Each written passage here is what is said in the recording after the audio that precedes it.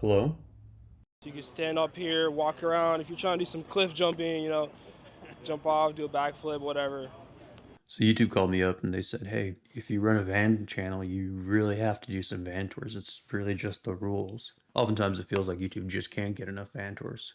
They're kind of like the gateway drug. And they're often considered the gateway drug into van life. Here we go. All right. Tell us who you are and tell us what this beautiful beast is. We are Dos Van Bros. My name is Bros. Oliver. My name's Peter. And this is our first van. First ever van. Built it in 2 months. I'm 18, he's 20. Yeah. Nice. And yeah. 2008 Dodge Sprinter. Good old 2008. Yes, sir. One of my favorite Yes, sir. years, Pre-def. actually. Pre-def. Free diesel Yeah. exhaust fluid. Yep. All That right. stuff. Tell us what made you decide to build it first, actually. Well, I would say for me, I was living out of my Honda Pilot, working at a ski resort, and my transmission blew up. And so I was like, I want something bigger. So I got a van, started working on it, cut the roof off, made a pop-up roof, and then worked at a place for a while building them. And then my brother, he got some money from window cleaning. I had my own window cleaning company Had for a window around cleaning a year. business. Hustling, knocking And- doors, having people clean. And Yeah. we got into a shop space, 2,500 square feet, and signed a lease. And then For a he year. bought this van from his buddy's dad. It was an old painter van. We just stripped the interior really all the way down, insulated, really just did a full van build on it. So yeah, it's a totally different van than it was before when we got it. Did a bunch of off-road stuff, roof racks, ladders, surfboard poles, solar on the roof, AC unit, fan, everything. Yeah, you got Fully. the AC up there and a fan. I like Yes, that. sir. And then we have 400 watts of solar on the roof as well. 400, that's good. There's still a little room to walk around and Yeah. Do what you Yeah. need to do Yeah, I up there. like the roof rack. Is it custom? yeah, Yeah. custom done. Some rack Yep. there. I'll pop up there and show Did it off himself. later. Yep. Wonderful. All right, you want to check out the inside?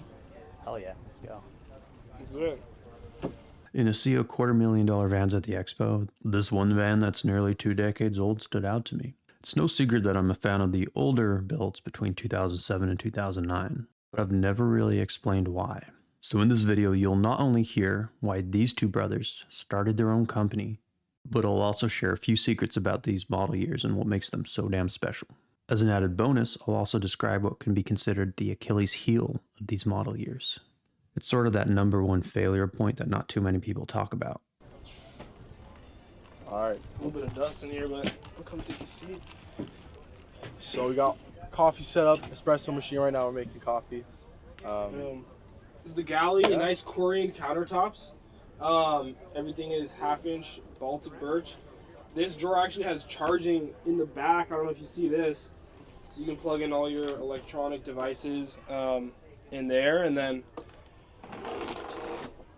nice soft close. There's a switch. There's a switch back here, so you could lock all of the cabinets so they don't open while you're driving. Pressure okay? With electromagnetics. Oh, nice. So yeah, so like Let's test this. this out here. So you have electromagnetic switch Yep. that locks the cabinet. Yep. You can open it up Whose again. idea was that?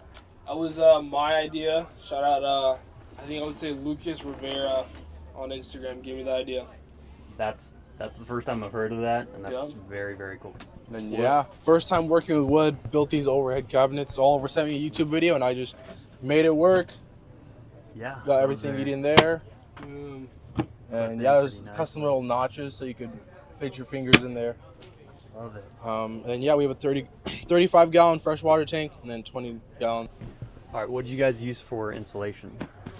We use Thinsulate Okay. insulation, then full van is kill matted, sound deadening material, and then yeah. Nice. And let's talk about this. So this area here is extremely tough. Wrap with a marathon tweed fabric. Yeah. So tell me a bit about how you managed to do it. It's a great. Yeah. Right So here. we had our mom. She does a lot of sewing. So She's like a professional seamstress. yeah, so. she did all the seams and sewing for this, and we glued it down with adhesive spray. And then she also did all of the cushions Yep. for the bed and the couches. She sewed them herself. Yeah. Yeah, then we did all like the walls and trim pieces. This one took Peter me a actually spent a while. lot of time Took working me on like this. a few hours just This is getting. all half or quarter inch birch Okay. And this is like 50 different pieces angled up to be able to No, I make that trim totally cover. understand. This area is like the most, the toughest thing to Yeah. wrap Yeah. in the world. I totally get it. But it looks like you did a great job. Yeah, thank you. Yeah, it looks super clean.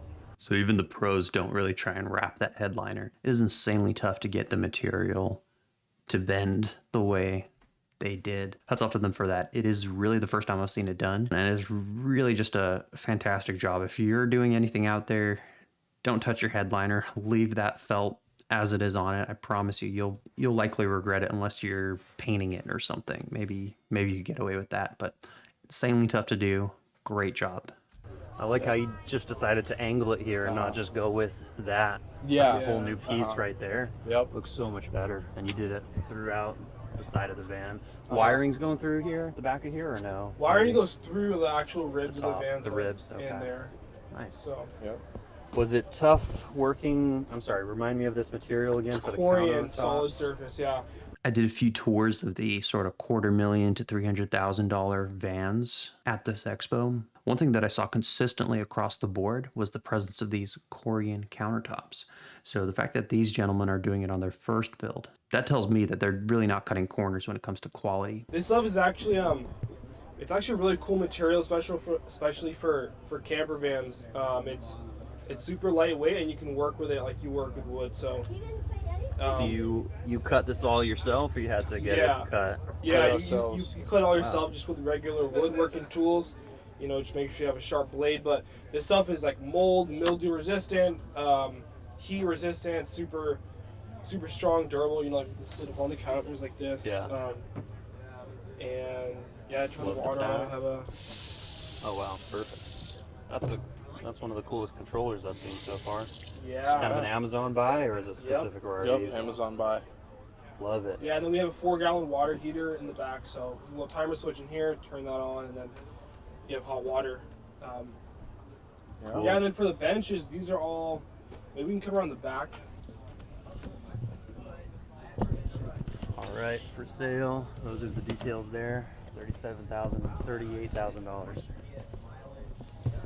Yeah, so for the back end, these benches are fully welded steel frame benches that are through bolted into the frame of the van. Okay. And then we have seat belts that are. There's seat belts that are. These whole benches are fully welded, 1-inch tubing through bolted to the frame of the van. And then seat belts are welded in, so you have like, you know, as you see it shaking the whole van and I'm pulling that. So you have seating for 4 in the back, seat belts. Legal and then seating. 2 seats in the front. Yep. Yeah. You got your seatbelts and everything. Yes, sir. Yeah. Yep. Exactly. So you can seat. How many people can actually seat here? Like legally with seatbelts, 4 in the back and then 2 in the front. 6 total, or six total. Yeah, Love 6 it. total, and You then got your rear shower. Yep. So right here we did a pull-out drawer. We wanted to not have 2 overhead cabinets because it kind of takes away all like the Totally, yeah, breathability in the van. So we added this little kick so you can add a drawer. We have this long. It pulls all the way out. Has a 500-pound weight capacity on it. And then we have just the outdoor shower Solid. here. Yeah, nice little head. Hot and cold water, and then Yeah, sounds like you guys thought of everything. yeah. How intimidating was it just doing your first build? A lot of people are thinking about it, but they don't want to. They're not ready to pull the trigger yet.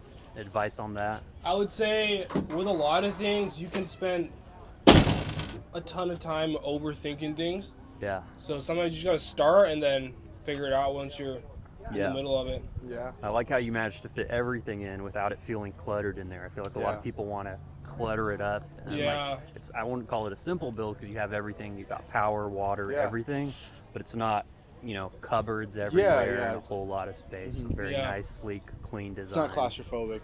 Yeah, yeah. exactly. Yeah. Yeah. And then this Cool. is a ladder tire rack that Oliver welded Custom welded, yep. like 2 or 3 Custom days weld. ago. Nice. Yep. And then we finished it with a bed liner paint. That's really nice and it's durable. You can't slip on it, so that's nice. You got the spare Love it. tire back here, Show how the door slide outs thing work. and then slide up. On this side, we have Oh, sweet. Gas Yeah. struts. at the doors gas kinda- struts so that it just slides open. Yeah. Those are becoming really popular now. yeah. And then in the they wind, you don't have the door trying to slam on you, especially having Exactly. the weight of the tire and the ladder on the door. Yep. makes you feel more safe and Yeah. All right. I guess Everything's these are more the solid. non-360 doors, right? Yeah. They just go. exactly. Yep. That's all you And then need, right here we actually. have another outlet, so you can Nice. plug 120 in. power. Yep. 12 volts all around. Everyone can charge Yeah, their for phone, the electrical, whatever. we have 600 amp hours of lithium-ion batteries, and then we have a 3,000 watt Victron inverter charger. So there's shore power under the van you can plug in. 400 watts solar on the roof, and then alternator charging, obviously. Oh yeah. So you went with Victron then, just like Yep. solid system, no problems, I imagine. problems. Just Exactly. Yeah. pay. Costs a bit more, but never Yep. really breaks. You don't have to think about it. Yeah, You don't have wanted to worry have about a the fire. peace Yeah. of mind. There you go. Yep. Yeah. Exactly. Love it. Love it.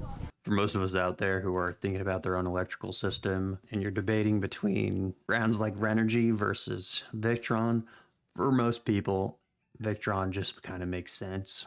Don't waste your money on the Renergies, just go with Victron, and at the end of the day, you'll be happier for it. When I installed Victron about 7 or 8 years ago now, I haven't had to touch it. Things just worked. Like, I'm not worried about it at all. It's there, it works. Awesome. Never have to worry about it. That's really the kind of system you need, and you'll be happy you spent that little bit extra on it at the end of the day. So I can show you the surfboard and ladder rack. Nice. Yeah, you can. Yeah.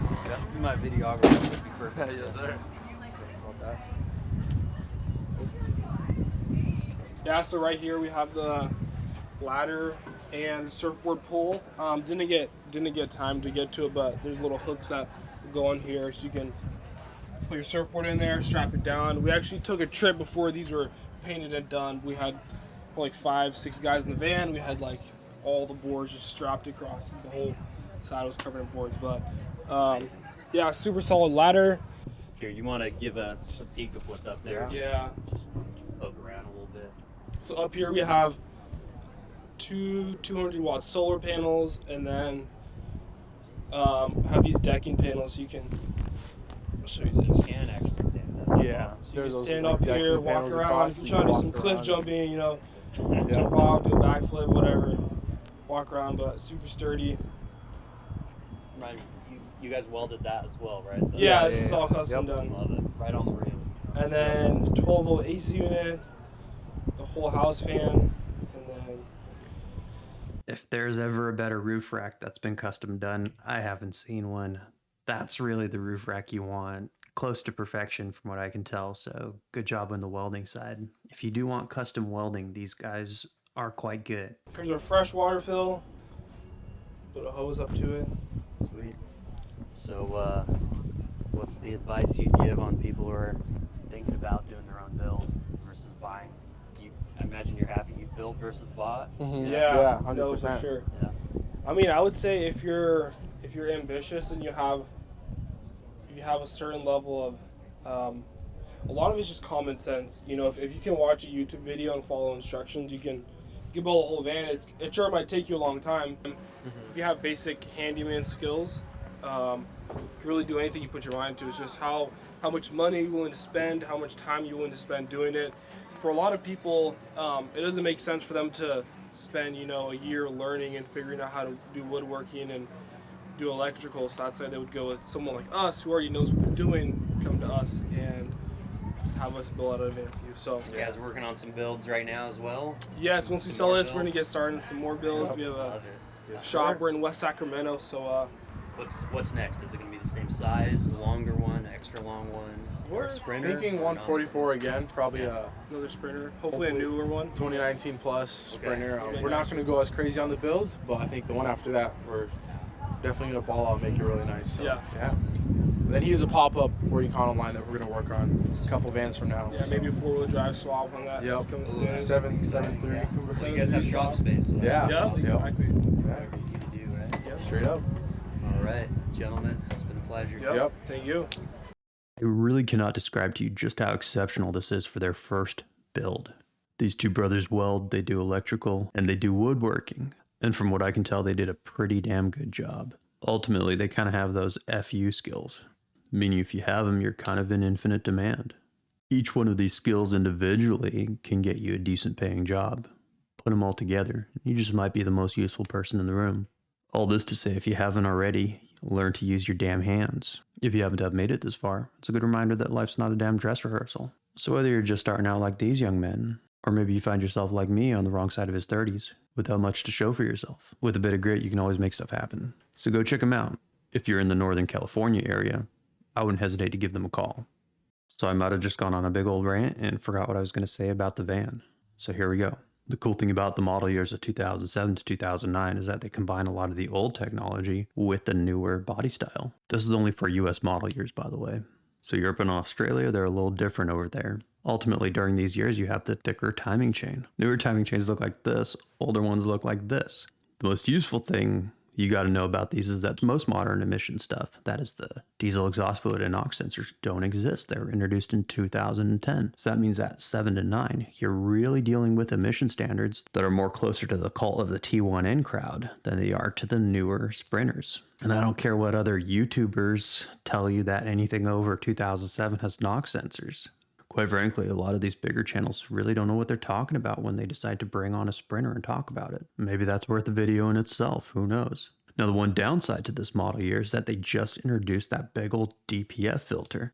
And I'll put some stuff up on screen, but first 3 years they had it in, they had it all the way down here. Then the next 12 or so years, they brought it up closer to the engine, which made it a lot better because all that exhaust heat could clean it out easier. Now 23 plus, it's practically on top of the engine. I mean, they keep bringing this DPF, diesel particulate filter, closer and closer to the engine to keep it hot. Now this has its ups and downs, which I'll explain in another video. Ultimately, the DPF filter on these is the #1 cause of failure, and these are pattern failures. So when that gets clogged up, you end up with a whole string of issues, which I'll explain in this video here. So I'd say they would go with someone like us who already knows what they're doing, come to us and have us build out a van for you. So